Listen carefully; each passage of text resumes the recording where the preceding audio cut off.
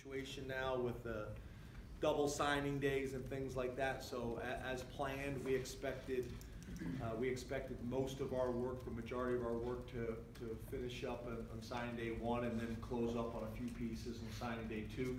It'll be interesting to see how this thing plays out next year with some of the challenges with the early signing period, with some of the staff turnovers that we've had with head coaches at other schools. Will more guys wait till the second signing period or not? We'll see. So, obviously been a lot of changes in college football this year, so that'll be interesting. But I think overall, very pleased with the class.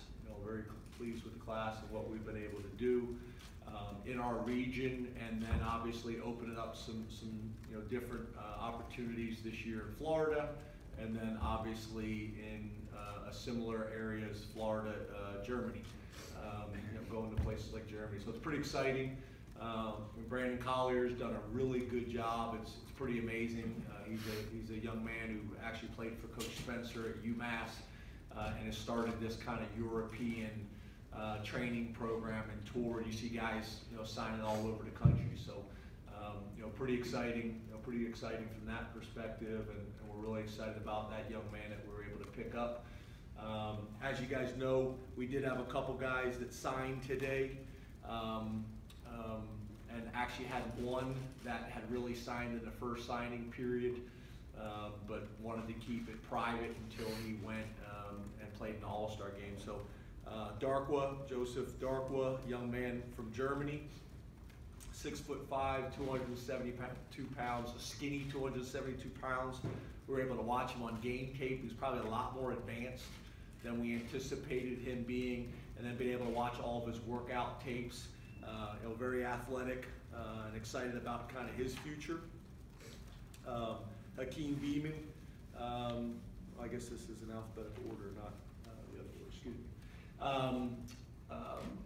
Obviously being able to get the young man from Germany was important, especially at the defensive tackle position.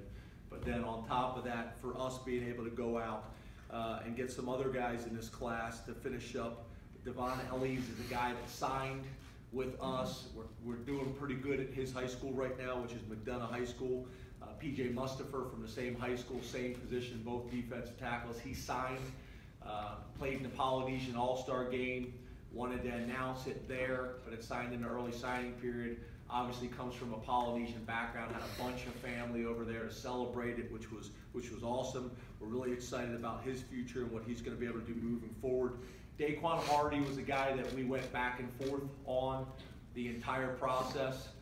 What really helped us was two things. Number one, he came to camp last year, and in our camp ran 4.4, and there's just not too many human beings on the planet that run 4.4, and we had it in our own camp, and that was going into his junior year.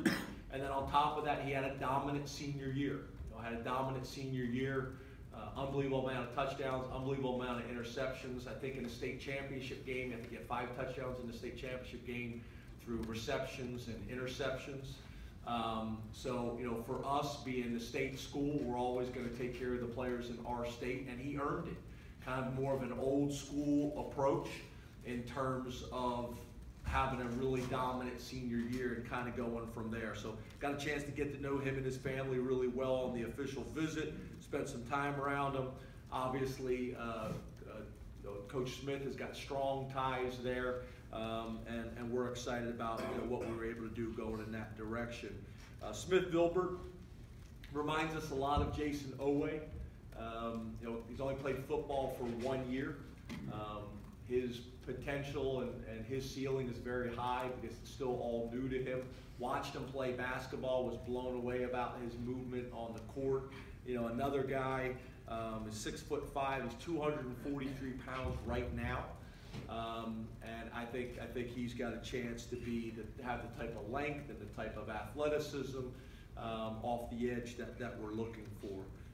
So overall, really good group of guys.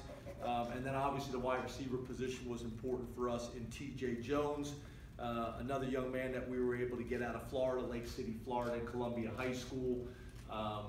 We kind of fell in love with him late in the process. Obviously, Coach Sider's connection there, came on a visit, got to know him really well, his high school, had a bunch of offers from all over the country. And again, another prospect that we think has a lot of upside. So feel good about how we closed the class out. Still got a lot of work to do. Obviously, we've already started winter workouts. We did make a change to winter workouts. We've always done those in the morning. And we moved those to the afternoon, which is something I've never done before. But with our conversations with sports science, we spend all our time talking to our players about the importance of nutrition, hydration, and sleep. But then as coaches, we get them up at 5 o'clock in the morning. It just didn't make a whole lot of sense. So move that to the afternoon. We're in the middle of that right now. We'll give the staff off for a few days. After today, give them all Thursday, Friday, Saturday, Sunday, and then get back to work. And spring ball will be here before we know it. So excited about how the class filled out. Excited about what we're going to be able to do in the off season. Obviously, a lot more question marks going into this season than maybe we've had in the past. But excited about where we're going. We'll start on the phone with Rich Garcella from the Red Eagle. Hi James, how are you? Hey Rich, how are you, buddy? I'm okay, thanks. James, with the number of transfers that you have, is that a cause for concern or more a sign of the times? Yeah, I think that's a great question. And I think the point that you made at the end is how we're looking at it. It's changed. College athletics has changed. College football has changed. There's been a lot of rule changes in the last 5 years that have impacted college football. You got the graduate transfer that started a few years ago, and that was to allow guys that had graduated with their undergraduate degree to go get a master's degree at another school that offered that graduate degree. Well, that's not how the graduate transfer played out. That's what it essentially was supposed to be. It's morphed into something that it was not intended to be. We allowed agents to talk to players from the time they're a freshman now until the time they're a senior. That's a rule change. You weren't able to talk to agents until their eligibility was up. And I know there was a lot of talk within the NCAA and the membership institutions about deregulation a few years ago. Especially the rules that they didn't really feel like were enforceable. I don't know if that makes a whole lot of sense though, because there's still a lot of people that aren't going to do it because you're not supposed to, and that's concerning. The transfer rule, I think, was magnified this year, obviously with the changes with the transfer portal and the perception of guys being able to transfer and get eligibility right away. And there's so many things that go with that. Our situation is a little bit different than most because we have such a large number of guys that graduate early, and most of our guys have already graduated. So our situation's a little bit different. And for me, ultimately, I want our guys to be able to chase their dreams and be happy and be successful, and we're unbelievably supportive of that. For me, my concern isn't really about Penn State. I'm worried about college football. I'm worried about what we're teaching young people. I think one of the greatest things that I think that college football and college athletics teaches, it's a tremendous complementary aspect to what they're learning in the classroom. The mental toughness, the physical toughness, how to overcome adversity, those types of things. And I worry that we're creating a situation where it's path of least resistance. And in my life, I don't know if that's ever been the right choice or the right path. So I'm concerned, I really am. But what I've tried to do is I've tried to look at it a little bit like basketball. Basketball went through this a few years ago.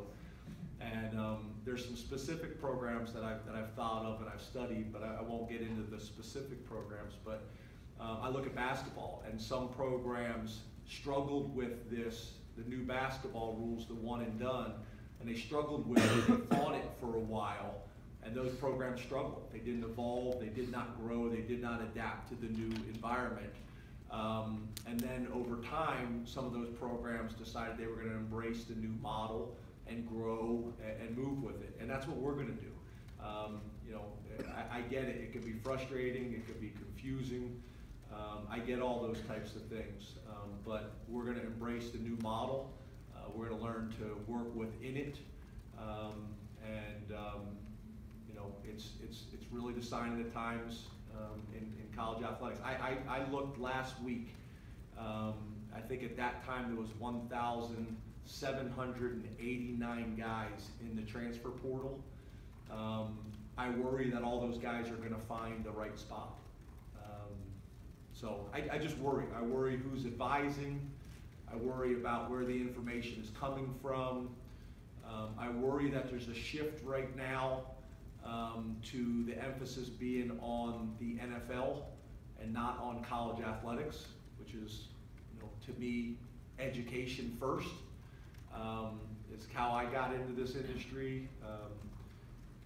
And don't get me wrong, the NFL is a part of it as well, but to me, the emphasis should be on getting education first. And then if the NFL thing happens for you, awesome. And we're going to work very hard at helping you achieve that goal as well. But I worry about the shift. I worry about the mentality a little bit right now. I see players constantly posting, guys commit, and they say, I'm going to be at school X for 3 to 5 years. I mean, literally, that's the first thing. They're already thinking about 3 years. And I'm just a big believer that this model has worked for a very long time. And it's not perfect. It really isn't. And I know it's a long answer. I probably should stop talking. But I'm concerned. And this model has worked for a long time. It is not perfect. But I think about so many people that I know, whether it was small school football, whether it was major college football, that this worked for. Created opportunities for guys to get a great education, to learn mental toughness, to learn physical toughness, to take advantage of strength coaches and trainers and doctors and coaches and administration and off-the-field player development programs. There's so much good that comes from this. And I just worry that the direction this is going, that at some point the model is going to break. And I'm concerned about that. So, you know, I want what's best for the players. I want what's best for colleges and universities. I want what's best for our game. But I think, you know, we're in a challenging time right now. There's no doubt about it. But I know at Penn State, we're going to embrace the new model. We're going to grow. We're going to evolve, and we're going to find a way to be successful in it. Joe Giuliano, Philadelphia Inquirer. Hi, James. How are you? Good, Joe. Getting back to that transfer issue, what is your level of concern losing that kind of depth off of your roster? And would you consider bringing in graduate transfers to fill some of those spots? Yeah, I think that's what's happening all over the country. Is you're losing graduate transfers, you're losing guys to the portal, and you're going to have to approach and take transfers from other schools. That's the situation that a lot of programs in the country are in right now. So yeah, I think you're going to have to look at it from both perspectives. Chris Heidel, Curb FM. They have not currently joined the call. All right, thank you. We'll open it up to questions here in the room. Raise your hand and we'll get a mic to you. Hey James, how you doing? Good, Mark. Get a haircut. Yeah, I did. Looks great. Thank you. Hey, how are you handling the situation with these kids who are transferring but are still in school? Are they still members of the team? Are they working out with guys? It seems like that would be an interesting dynamic. Yeah, and that's all the things that go along with this that are tricky, and the NCAA's left it a little bit gray, so each school can kind of handle it how they want to. I also think this is something that at the beginning of the year, the compliance directors across the country went up and said, here's this new rule, and then kind of left it at that and didn't get into great detail, and same thing with coaches, and each school's handling it different. So you may have a policy that you're going to cut the scholarship at the end of the semester and that they're moving out of the locker room and those types of things, but then another school's treating it differently, and then the players will come and say, well, this school's doing it this way, another school's doing it different. So it's challenging. I think obviously there's going to come a point this year, because it's new to everybody, that it's kind of a work in progress and it's kind of fluid. But I do think there's going to come a point where we're going to have to sit down and say, this is how we're handling it moving forward. It's not new anymore, there's no gray area, and this is how we're going to have to do it. that takes what's in the player's best interest into account, but also gives you a chance to manage your own roster and understand how we're going to handle it here at Penn State. James, where do you see Daquan Hardy fitting in on your roster at this point, and what led to him getting an offer so late in the process? Okay, I'll repeat it. I think I kind of already answered the second part of the question, but I'll go through it again. But the first part is we recruited him as a corner and possible athlete. We know he can be a wide receiver as well. There's a lot of conversations about that. We know he can be a return man. We know he can be a special teams guy. But it really came down to taking Daquan to what I had mentioned earlier is we had documented times from our camp from 2 years ago on him that ran 4.4, and then it was evaluating his senior tape. He had a dominant senior year. I want to say over 25 touchdowns. I want to say over 10 interceptions. I want to say 5 touchdowns in the state championship game. And I think what happens sometimes with coaches, you get so caught up in the eyeball test and measurements. You know, Daquan's not a big, imposing guy at this point of his career, but if you put the tape on and watch his production, he had as good of a senior year as anybody in the country. That combined with the fact that we had documented times on him and knew he ran 4.4, that we said, hey, we got a kid in our state who's a unbelievably productive football player and is a winner. That this is the type of guy that you know, really, this is what it's supposed to be about. You're gonna have guys that you get involved with early on and getting them on board. There's guys gonna be in the middle, and there's guys gonna be late. I think, you know, Christian Campbell, I think you guys remember Christian Campbell and Torrance Brown were 2 guys that we offered before the night before, you know, signing day, and both have had really good careers here. You know, one is, you know, is bouncing around the NFL right now, and one had a great career for us before it was cut short with some injuries. So, you know, there's a lot of paths of how you get, you know, to a certain place. That's in recruiting. That's you know, in relationships. That's with jobs. You know, I remember you know interviewing for my first head coaching position, and you know, that thing took a lot of turns, but it worked out the way it was supposed to work out. You know, so you know, that's life. Hey James. You guys, since we last talked, obviously parted ways with David Corley. How difficult was it for you to come to that decision, and also going along that with Coach Parker coming in? What do you think are some of his kind of best attributes, and how did you identify him? Yeah, you know, I am. I think you guys know I'm a relationship-driven guy. So whether that's with the players, or whether that's with the staff, or whether that's with my family, those things are really, really challenging for me. I'd love to go to my whole career with never doing that. You know, I've done it now in 9 years. I've done it twice, and still struggle with that today because I understand the impact that it has. I look at the whole picture of it, but I also have a responsibility to the other coaches and staff members in my program, and I also have a responsibility to our players. And I also have a responsibility to the lettermen and the fans and those type of things. So you got to balance. You got to balance that. But it is not an easy decision. And I never make these decisions on an island as well. You know, it still bothers me. You know, it really does. But again, I gotta have loyalty to a larger group as well. In terms of Coach Parker, you know, guy that I've been tracking for a long time. Obviously, it was the interim head coach. You know, that we got a chance to kind of watch and see up close. A lot of people that I trust and respect, you know, in the industry spoke highly of him. Obviously, having guys on my staff that have worked with him before, and Jay Juan Sider, that carries a lot of weight for me as well. And then he crushed the interview. You know, he crushed the interview.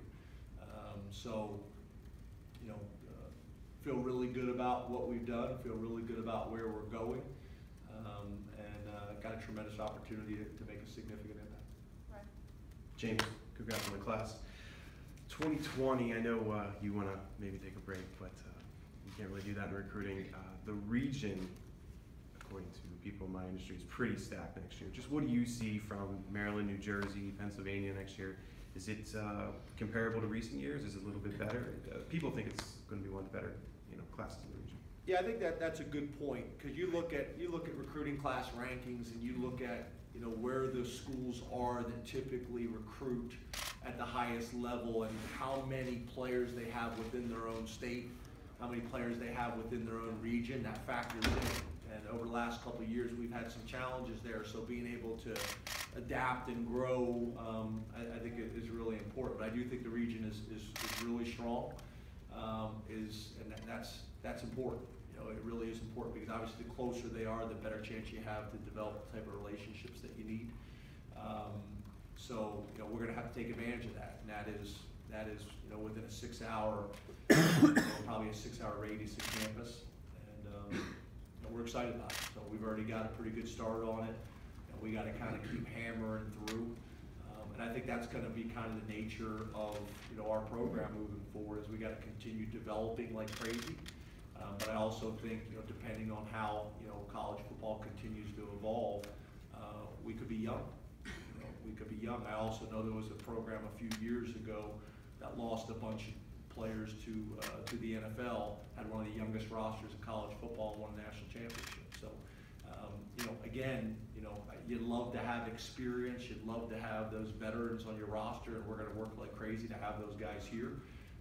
But you also have to embrace the situation you're in and focus on the positives and try to work as hard as you possibly can to eliminate some of the negatives and some of the weaknesses. But they're there. Everyone has them. But we're gonna spend our time focused on the positives and the strengths. James, going back to Coach Parker, had you ever interviewed him before? What specifically did he do in the interview that for him to crush it? And then what did you see in his time specifically in at Purdue and Duke that kind of made him stand out to you? Yeah, had not interviewed him before. I thought the Purdue experience is an important experience, and I think it's a unique experience.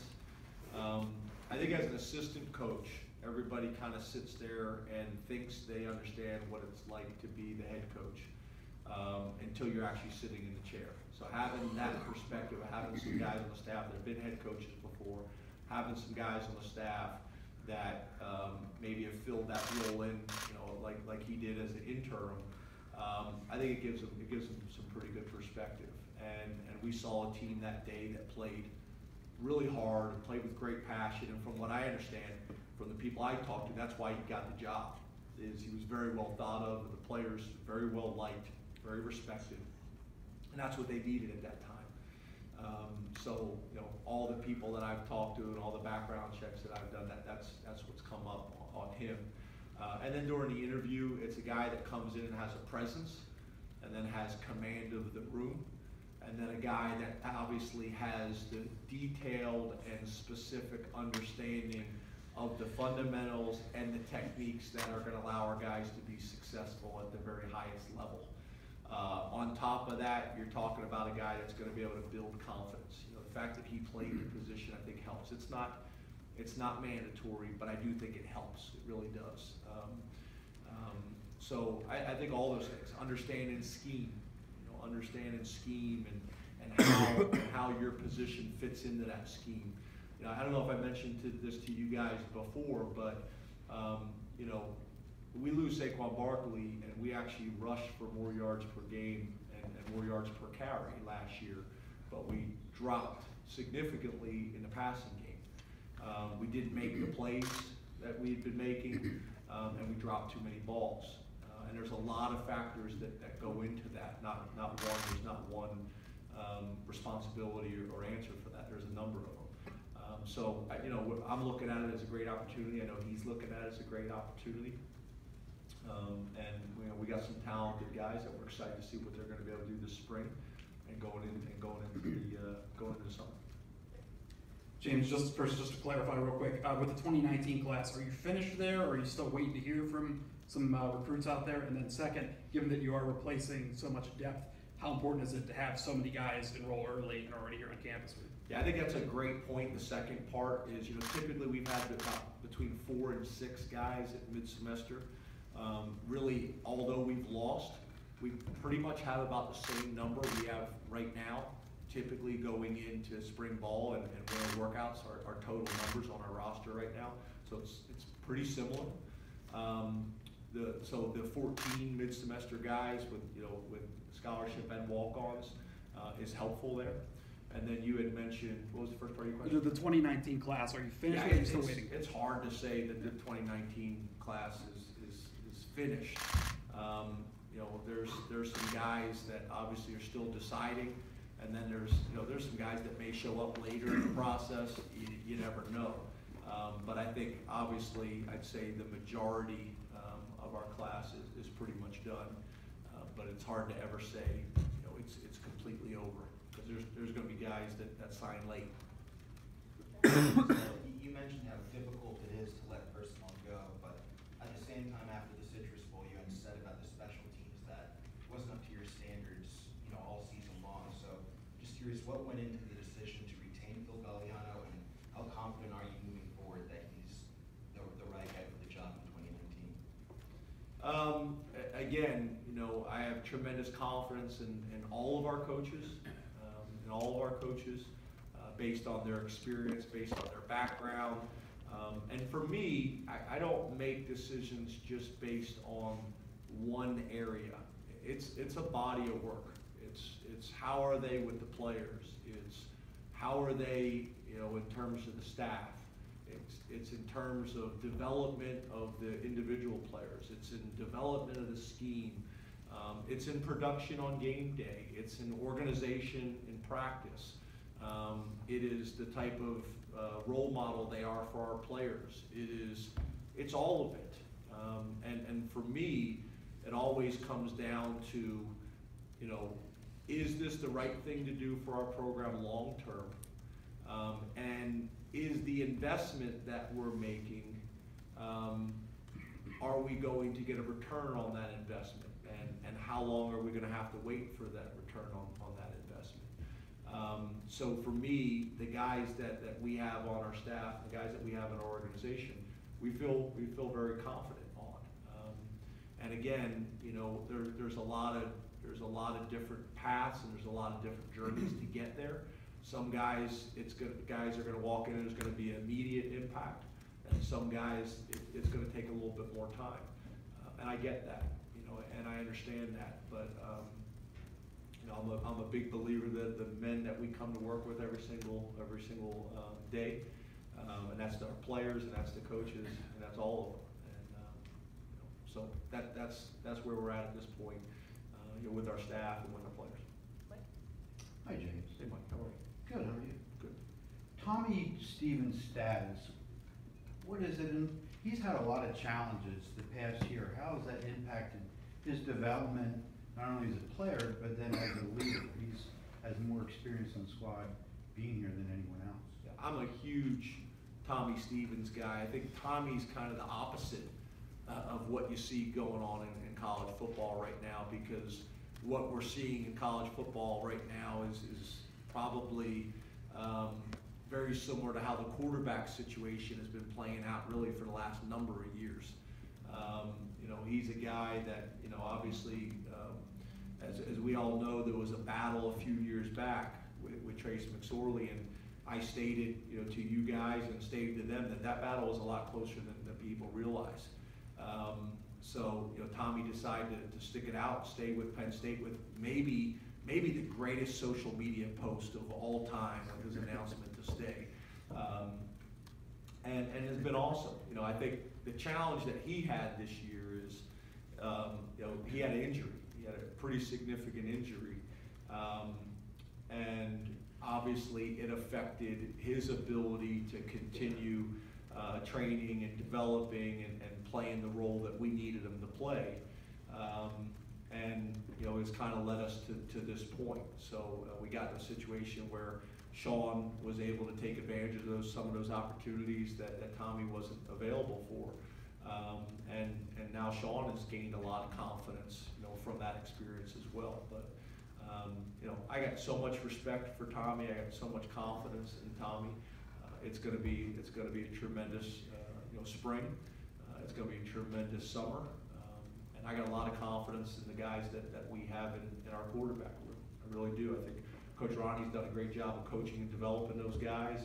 They've taken a lot of pride in it, but I think Tommy Stevens is a really good example that we should all be celebrating about a guy who made a decision and has done a great job academically and is ready to take the next step in the program. Just to follow up, would he be listed as your #1 quarterback in the spring depth chart? Yeah, so obviously, we're not in a situation to name a starter really at any position. But yeah, when we start out, you got to put them in order. So Tommy will be #1, and Sean will be #2, and Levis will be #3, and so on and so forth down the line. But at every position, we have an open competition. Guys will have to battle. And that's even for returning starters. Returning starters have got to go out, and they got to prove that they deserve, to come back and be the leader at that position.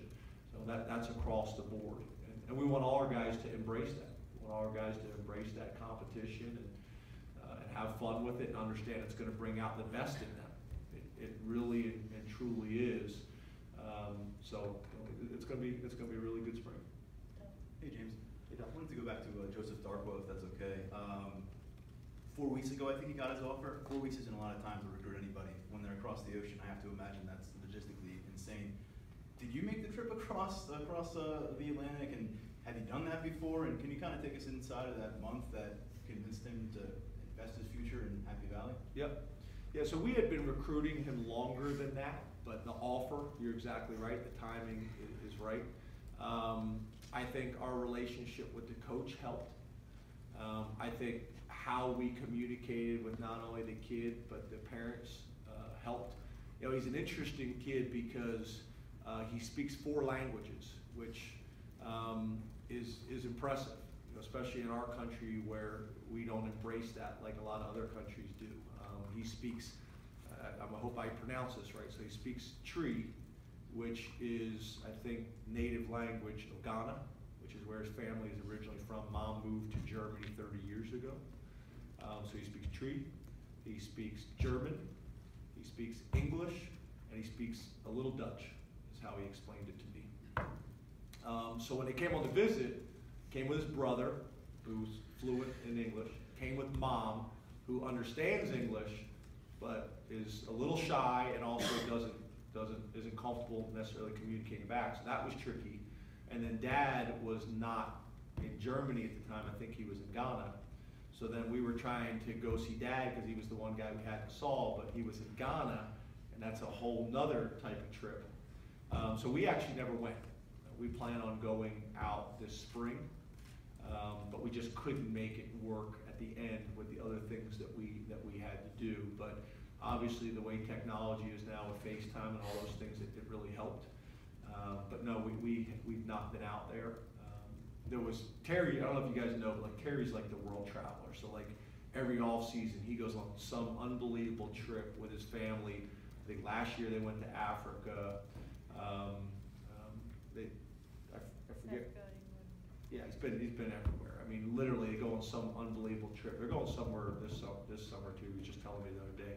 So you can imagine Terry was like, "I'll go," but he wanted to go for like 2.5 weeks, and bring his wife and his kids and those types of things. But no, I can't really say that any part of recruiting him was your usual situation. It's very different, but I do think the way if you look at this program, it is growing. I mean, it's amazing how many guys have signed out of this program in the last couple of years. So I could see this becoming more and more of an emphasis. Just to clarify, have you ever been on a trip to visit a recruit in Europe? Would that be a first for you? No, I think the only thing I've done is Canada. And the way the NCAA rules are, they're tricky. So for example, when we recruited Sutherland was going to boarding school in Northern Virginia at Episcopal, if I remember correctly. Well, the way the NCAA rules are, you have to go as the head coach. I only get 1 day, and I got to do both those visits in the same day. So went to the school, saw him in Virginia, met with his coaches, and then had to fly to Canada on the same day to meet with the parents. Maybe the best home visit meal I've ever had. Dad's Jamaican, and he made curry chicken, which is one of my favorite things, and sweet plantains. Me and Terry crushed them. And then really had a very similar situation with Daniel Joseph, who was boarding school in Chicago, Canada, but that was a little bit of an easier trip, obviously. But I think that's the extent of my type of travel that I needed a passport for. We have time for 2 more. James, just going back to the wide receivers, obviously a ton of talent and youth in that room, and as a result, this is a crucial year for their development. So with Coach Parker's hire, where do you want to see the most improvement aside from obviously eliminating drops? Yeah, I think it's overall skill development and confidence. You know, I think that position is a really good example of kind of what we're working through right now. Is you got really talented guys. You know, you got KJ Hamler has done some fantastic things. You got Jahan Dotson, who kind of came on at the second half of the year and did some really good things for us. You got Cam Sullivan-Brown, you got Justin Shorter, you got Mac Hippenhammer, you got you got a bunch of young, exciting guys that are coming on, and then we got some other guys in the program too that we're excited about. So you know, it's going to be interesting, and then you know the 2 freshmen coming in, as well as some of the walk-ons being able to earn some opportunities. You know, I think Lutz is an interesting guy. I think Chisena is an interesting guy. Chisena is a guy that we recruited. In some ways, that he went his senior year, he ends up winning the state 100-meter, and then all of a sudden the track program steals him from us. Just kidding. But goes and runs track for a couple of years and then comes back to us. Big guy, can flat out run 4.3 guys. So there's some interesting storylines there. And I know you know, Coach is interested in working with those guys. I think you also know, you guys have heard me talk about kind of the further away from the ball you are, the easier it is to get on the field earlier. So, you know, a bunch of those young guys are going to have a tremendous opportunity to step up and make some significant moves. Daniel George is obviously the other guy. All he does is catch you know, Beaver Stadium record touchdowns. The longest touchdown Beaver Stadium, 97 yards. So there's some talented guys there that we're excited about, and obviously we feel really good about the tight end position, and offensive line, and our quarterbacks, and defensively. So you know, it's going to be we're going to be young, but we're going to be talented, and it's going to be exciting, and it's going to be really competitive. Last question.